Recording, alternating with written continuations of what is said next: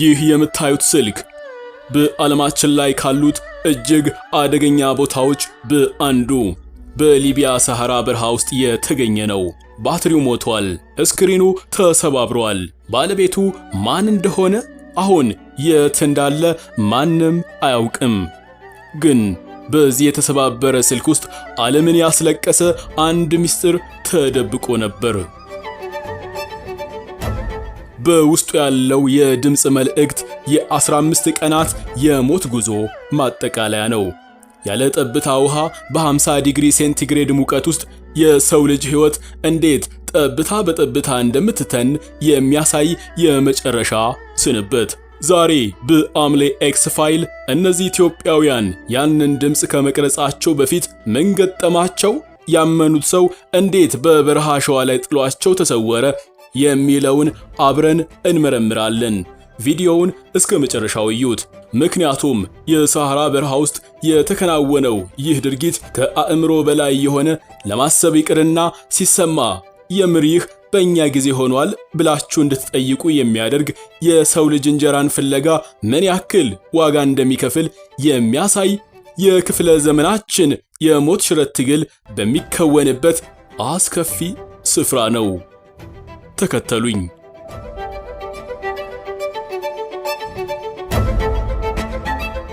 ጉዞ የሚጀምረው ከጣሊያን ወይንም ከጀርመን አይደለም።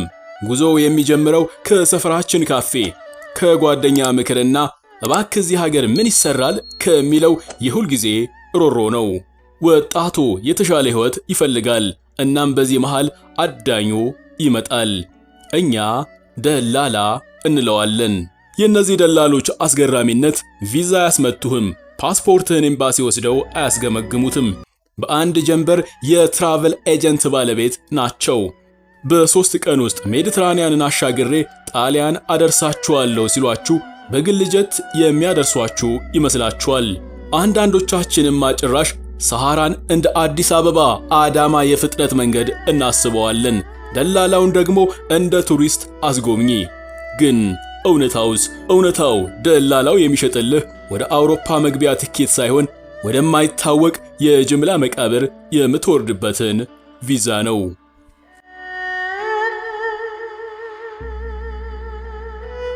የኛ ባለታሪኮችም ያደረጉት ይህንኑ ነው። 20 የሚሆኑ ኢትዮጵያውያን የቤተሰባቸውን አንጀት አላውሰው ያላቸውን ንብረት ሸጠው ለአዘዋዋሪዎች ከፈሉ። መዳረሻቸው አውሮፓ፣ መሸጋገሪያቸው ደግሞ የሱዳንና የሊቢያ ድንበር። መኪናዋ ተነሳች። እነሱም በጭነት መኪና ጀርባ ላይ እንደ ዕቃ ተደራርበው ወደ ሲኦል ደጃፍ ጉዟቸውን ጀመሩ። አዎ ወደ ሲኦል።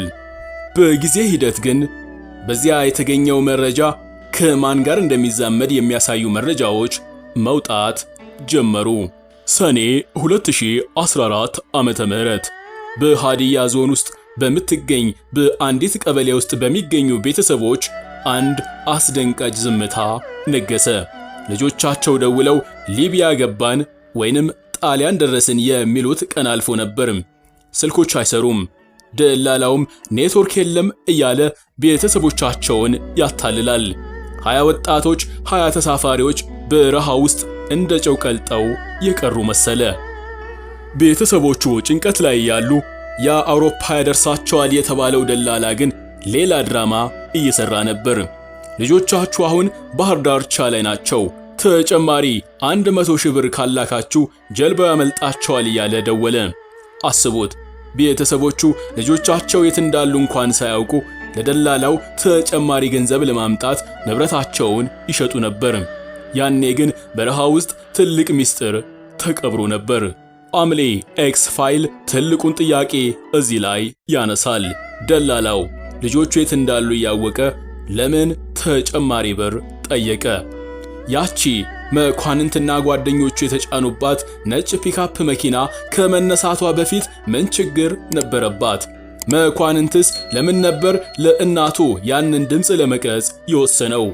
እርዳታ እንደማይመጣ አውቆ ነበር ወይንስ የደላላውን ክህደት ለማጋለጥ? እስቲ እዚህ ጋር ላቁማችሁና አንድ ሳይንሳዊ እውነታ ልንገራችሁ። ሰሐራ ማለት ዝም ብሎ አሸዋ አይደለም። የፀሐይ ግለቱ በቀን እስከ 50 ዲግሪ ሴንቲግሬድ በሚደርስ ሙቀት ምድሩን ያቀልጠዋል። በዚህ ሙቀት ውስጥ አንድ መደበኛ ሰው ምንም ሳያደርግ በቀን እስከ 2 ሊትር ውሃ በላብ መልክ ያጣል። አስቡት፣ ውሃ ሳይኖር።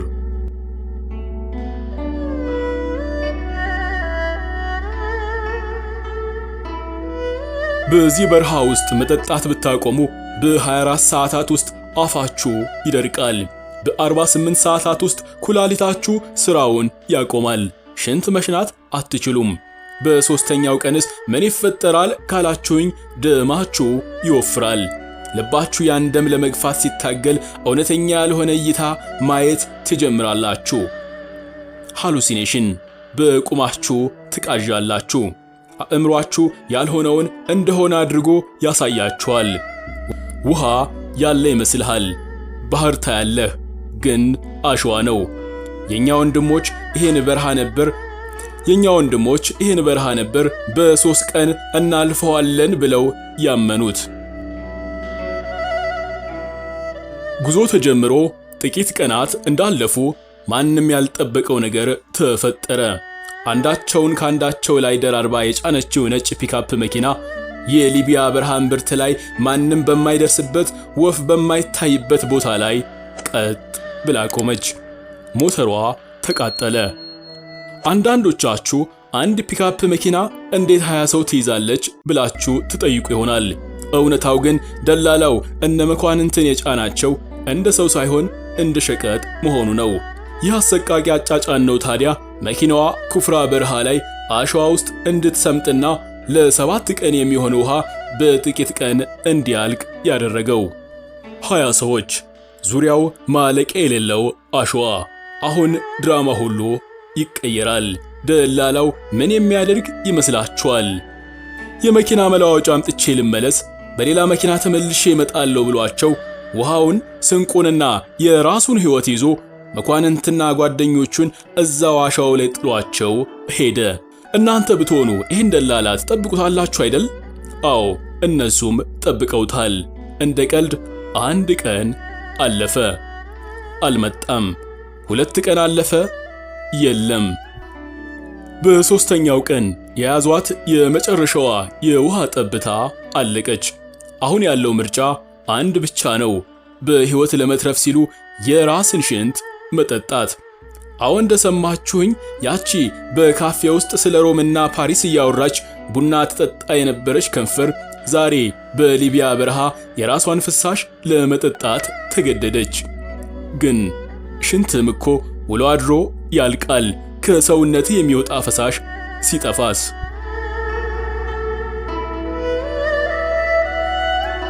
አምስተኛው ቀን አሁን ጉዳዩ መቼ እንደርሳለን ሳይሆን መቼ እንሞታለን ወደሚል የጭንቀት ጥያቄ ተቀይሯል።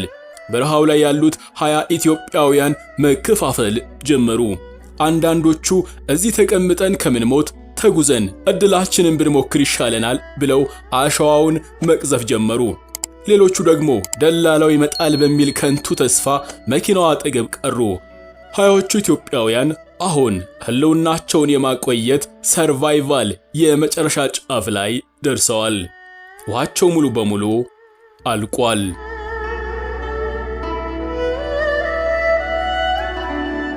በ6ኛው ቀን አእምሮ ሙሉ በሙሉ ይበጠበጣል። ቅዠት የሚባለው እብደት ይጀምራል። አሸዋው ላይ የውሃ ኩሬ ይታይሃል። ዘለህ አሸዋውን ትዘግነዋለህ። ግን ያው የሞቀ አሸዋ ነው። እዚህ ጋር ደማችሁ ስለሚወፍር ልባችሁ ኦክሲጅን ወደ ጭንቅላታችሁ መግፋት ያቅተዋል። አንዱ ከሩቅ ሆኖ እናቱ ስትጠራው ይሰማታል። ወየማየ እያለ ማንም ወደ ሌለበት አቅጣጫ ይሮጣል፣ ይወድቃል። በዚህ በ6ኛው ቀን የሚሆነው ይህ ነው። አብረው የመጡት የልጅነት ጓደኛሞች ወንድማማቾች አሁን መታየት አቁመዋል። አንዱ ሲወድቅ ሌላውን አንስቶ ለመሄድ አቅም የለውም። እባክህ አትጣለኝ የሚለው የጣዕር ልመና በበረሃው ንፋስ ይዋጣል። በሊቢያ ሰሐራ ውስጥ ርህራሄ የሚባል ነገር የለም። እዚህ ያላችሁ አንተ፣ አንቺ፣ በውሃ ጥም የሚቃጠለው ጉሮሯችሁና አሸዋው ብቻ ነው። ሁሉም ራሱን ለማንቀሳቀስ በሚታገልበት ሰዓት አንተ ራስህን ችለህ መንቀሳቀስ ካቃተህ ያኔ አብቅቶልሃል። በሰባተኛው ቀን ከመካከላቸው አንዱ የሆነው መኳንንት የመጨረሻው ሰዓት እንደደረሰ አወቀ። 7 ቀናት። በዚህ አስጨናቂ ጊዜ ስልኩን አጥፍቶ ባትሪውን ቆጥቦት ነበር። ለምን ብላችሁ አትጠይቁኝ። ባትሪ ለማብራት አይሆንም። ኔትወርክ ፈልጎ ፖሊስ ለመጥራትም አይደለም። ባትሪውን የቆጠበው ለመጨረሻዋ ደቂቃ ለቤተሰቡ የስንበት ቃል ለማስቀመጥ ነው። ቮይስ ሪከርደሩን ተጫነው። ድምፁ ሲሰማ እንዲህ ይል ነበር። እማዬ ይቅርታ አድርጊልኝ። በረሃ ላይ ተጥለን ቀረን። ውሃ የለም። ጓደኞቼ አልቀዋል። እኔም ሰዓቴ ደርሷል። ለልጆቼ አባታቸው በረሃ ላይ እንደቀረ ንገሪያቸው። አትዘኝ፣ የፈጣሪ ፍቃድ ነው።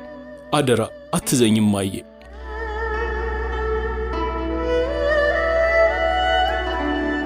እንግዲህ አስቡት፣ እነዚህ 20 ወጣቶች በረሃ ላይ ጠብታ ውሃ አጥተው አሸዋ ሲቅሙ ያ የላካቸው ደላላ የት ነበር? ምናልባት ሱዳን ውስጥ ባለ አንድ ሆቴል ውስጥ ተቀምጦ ቀጣዩን የሞት ትኬት ለሚቆርጡ ወጣቶች በረሃው እኮ ሰላም ነው፣ መንገዱን አስፋፍተውታል እያለ አዲስ ውሸት እየፈተለ ይሆናል። እነዚህ ሰዎች እኮ ሂውማን ትራፊከርስ ብቻ አይደሉም፣ ዘ ቤስት ማርኬቲንግ ማኔጀርስ ናቸው። ሲኦል ብትሸጥ ኖሮ ይህች እኮ ገነት ናት ብለው ሸጠው ይጨርሷት ነበር። የለም ውሃው አያልቅም፣ መኪናውም አዲስ ነው ይሏቸዋል። መኪናው ግን ምናልባትም ጣሊያን ፋሺስት በነበረችበት በዚያን ጊዜ የተመረተ ሞተሯ በገመድ የታሰረ አሮጌ ፒካፕ ናት። 20 ሰው ስታክልባት ደግሞ እኔስ ምን በደልኩኝ ብላ በረሃው መሃል ላይ ድጋሚ ላትነሳ እረፍት መጠየቋ ግድ ነው። ትበላሻለች። አምሌ ኤክስ ፋይል እዚህ ጋር አንድ ትልቅ ጥያቄ ያነሳል። ሳተላይት ከመሬት ላይ የወደቀች መርፌ በምታይበት ዓለም በቴክኖሎጂ በተጠበበችበት በዚህ ዘመን 20 ሰው ያህልን ነገር በረሃ ላይ ጠፍቶ ለቀናት ሲንከራተት እንዴት ማንም አያቸውም? እንዴት? እውነቱ የውላችሁ እንዲህ ይመለሳል።